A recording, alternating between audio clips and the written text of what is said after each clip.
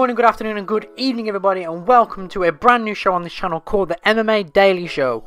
This is going to be a show coming to you every weekday, Monday, Tuesday, Wednesday, Thursday and Friday, where we're going to be covering the news, analysing it and having exclusive interviews with fighters, influencers and people from just in and around the MMA community, sharing their opinions and thoughts of what's going on in the MMA world today. So without further ado, let's get into the headlines. We have all the reactions from fighters coming from the Gustafsson retirement. We have reports that Khabib has started his camp for an unconfirmed UFC 242 bout. And we have an exclusive interview with Ricardo Lamas ahead of his UFC 238 bout. So we start off today's news video talking about the Alexander Gustafsson retirement. Yes, if you did not know, ladies and gentlemen, at UFC Stockholm on Saturday night, Alexander Gustafsson lost to Anthony Smith in the 4th round via submission. And during the post-fight interview, Alexander Gustafsson, in his hometown of Stockholm, said the show's over and took off his gloves and left them in the middle of the octagon. In a statement that he released later on that I reported on my Instagram at UFC News Official, he said that he doesn't feel like he has it anymore, feels like he's getting old and he can't be the best, so there's no point him continuing on retiring. Now, a lot of fighters reached out over social media to him, releasing statements praising Gustafsson on his career and how much of a showman and much of a martial artist and how respectable and a nice guy that he really is. Michael Bisping, for example, reached out and said, "Congrats on a magnificent career, incredible fighter and a true gentleman." Dana White just simply said, "Thank you." John Jones, one of Gustafsson's most notable opponents, said, "Honestly, I don't believe you, but if you're serious, thank you for everything. You held the division to a standard and made us better. Go kick ass with that family." Brilliant respect from John Jones there. And as well as that, one of his other most notable opponents, Daniel Cormier, the current heavyweight champ of the world, said, "Alex, you'll forever be one of the biggest players in my journey. We've agreed, we have argued and bickered, but you ultimately made me better. You made the sport better. You are a warrior and will be truly missed. I understand the motivation changes for you, and this is for your family now. I say now you're starting to really live a good life. Congrats on a great career, my man. You're a hammer. See you around." Brilliant sportsmanship from everyone there, and this is one of the most beautiful things about the MMA community, is that no matter how much trash talk is said, not how much shit has been talked, when a person retires, such as a notable fighter like him, everyone always reaches out and shows their respect. So our next news story today is coming from Javier Mendez, who, if you do not know, is Khabib Nurmagomedov's coach over in America, and he said on Instagram that Khabib is beginning his training camp for UFC 242 fight with Dustin Poirier. He said on Instagram that the fight is not official yet, but he is excited to start the camp with the Eagle Khabib, and it should become official, for September 7th in Abu Dhabi, and he's against a very tough opponent in Dustin Poirier, but at the end of the day it will still be and still. Now currently Nurmagomedov is in Mecca, as it's the holy month of Ramadan, and which ends on Tuesday or Wednesday depending upon the moon and all those kind of things, and after that it is safe to say that it is likely that Khabib will start to be preparing for his fight that is heavily rumoured to be taking place in September 7th in Abu Dhabi at UFC 242 against Dustin Poirier.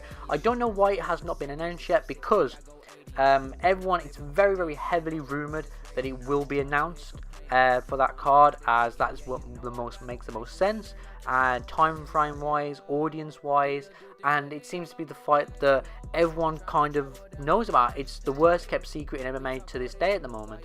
So hopefully we can get that confirmed, and I hope that Khabib has a good camp after a holy month of Ramadan where he's been fasting for 16 to 18 hours a day. Talking about that UFC 242 card in Abu Dhabi on September 7th, we have confirmed that Curtis Blaydes will be facing Shamil. I don't know how to pronounce that last name, so I'm not going to attempt it in fear of offending anybody, but if you don't know, I'm sure you can find it. He's a number 10 heavyweight in the world, and they will be fighting on that card. Curtis Blaydes confirmed today on Instagram, saying, "Abu Dhabi, here we come, September 7th. Now, if you do not know, I actually interviewed Curtis Blaydes last week, and it went up on the channel Saturday, and I did ask him about this fight, and he could not speak on it then. However, it would be nice to get the comments from him about this fight now that all the deal is signed, so I'll hopefully try and get that to you guys soon. And so yeah, I'm looking forward to that fight, and that's another fight added to a card that will be potentially headlined by Khabib versus Poirier. So I'd like to see more fights being announced for this, as this could turn out to be one of the best cards of the year. Now, just before we get into the Ricardo Lamas interview, I'd just like to let you guys know I do have merch that is available in the description down below, and we have loads and loads of designs being released right now. We have the Khabib Legacy Edition t-shirt, we have the Conor Notorious Legacy Edition t-shirt in multiple sizes and colours, and more designs coming soon, everyone. I've taken your advice on board, and I'm going to release some more designs this week and next week, so stick out for that, and there will be a discount code in the description down below, so go and get yourself 25% off all of my merch right now. So thank you very much for coming on. I very, very much appreciate you doing this. No problem, man. Yeah, man.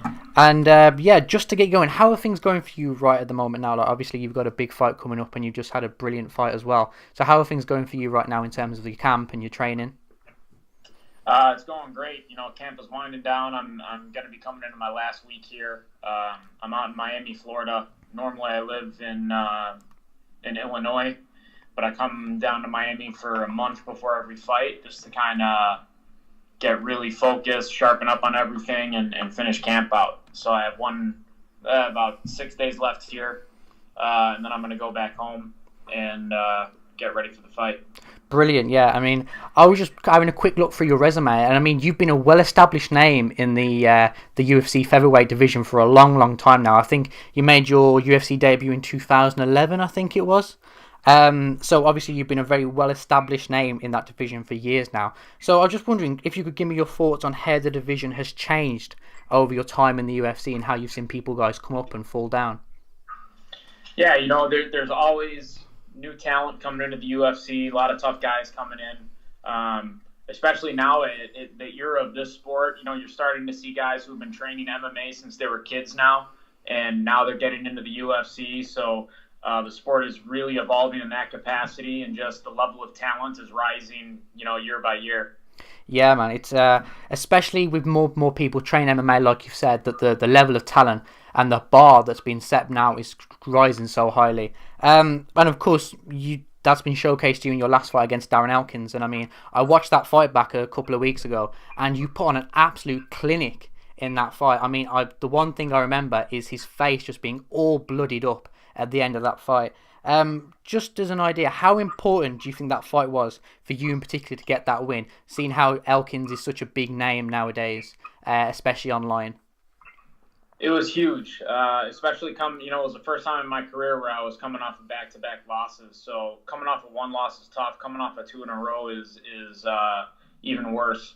So to get back on the winning track was huge for me, and especially against a guy like Darren Elkins. You know, he's been in the UFC even longer than I have. You know, he's been a staple fighter in the lightweight division, in the featherweight division, and he's a tough guy. You know, I knew going into that fight that Darren's the type of guy that you can hurt and think he's about out of the fight, but then he'll come back and beat you. So I had to be very strategic in that fight and stay very patient, pick my shots, and just wait for the right time to get the finish. Yeah, man, most definitely. But of course, you've got a big upcoming fight in the next couple of weeks, haven't you, against Kelvin Kattar, I think is how you pronounce his last name. And obviously, you're the number 10 featherweight in the world right now, and he's number 15. So I was just wondering if you could give me your thoughts on your opponent and how you see this fight going for you. I think he's a great opponent. You know, he's a tough guy. I've seen him fight before, and I like his style of fighting. So I think it's going to be a great matchup and a great fight for the fans to see. And, you know, I'm expecting to come out of this with a win. You know, just like any other fight, I'm going to go in there, I'm going to impose my game plan, and I'm going to show everybody why I deserve to be where I'm at in the division. Yeah, most definitely. And, of course, a lot of people don't like to look past their opponents before they go into a fight. But just for argument's sake, if you were to win this fight, where would you like to go after this? You know, would you like to challenge for a possible top 5 contention by the end of the year or in the next 2 years? Yeah, of course. You know, my number one goal ever since getting into the sport has been to be a world champion. So whatever gets me closer to that, you know, a fight with someone in the top 5 after this would be great. Most definitely, yeah. And obviously, just lastly from me now, obviously you've been in the sport for a long time now, but I'm not saying you're going to hang up your mitts anytime or your gloves anytime soon, but when you do eventually hang them up, how would you like to be remembered by the fans and by the MMA community? I'd like to be remembered as you know, someone who they enjoyed to watch fight. You know, I go in there and I don't try and pull off decisions. I don't take my opponents down and lay and prey on them. I go in there and I finish fights. I have the second most finishes in the featherweight division, only trailing behind the champ Max Holloway. And I'm catching up to him. So I'd like to get that record, have the most finishes in the featherweight division, and that's how I'd like to be remembered. Somebody who goes out there and finishes fights. Well, sir, definitely from me, you will always be remembered as one of those guys that go out there and gets finishes. So definitely a big thank you from me for coming on right now and just doing this quick short interview, because I'm sure you're a very busy man right now, so I appreciate that. No problem, anytime. Thank you very much, man. And just before we get out of here, guys, today I'd like to start a brand new segment on this channel called A Point of General Ignorance. This is going to be a part of the show at the end of every episode of the MMA Daily Show, where I give to you an unknown fact or piece of general knowledge from around the MMA community, and you guys get to answer it in the comment section down below, and the first person who gets it correct will get a shout out in the next episode. So the question for today is, which non-UFC fighter star is a second degree black belt in Tang Sudo and a green belt in Judo? If you guys know the answer, no googling, I will know, right? No googling it. If you leave it down in the comment section down below now, the first person to get it right will get a shout in the next episode. And if you enjoyed this episode and want to see more interviews and more news and more analysis, don't forget to hit that like button and subscribe for more content, including 2 episodes of the podcast coming out this week. Now stick around for that and stick around for more content, and I'll catch you guys later. I can't fix this, I keep my distance, nobody listen, you got me tripping, crazy love, girl, I can't make this up.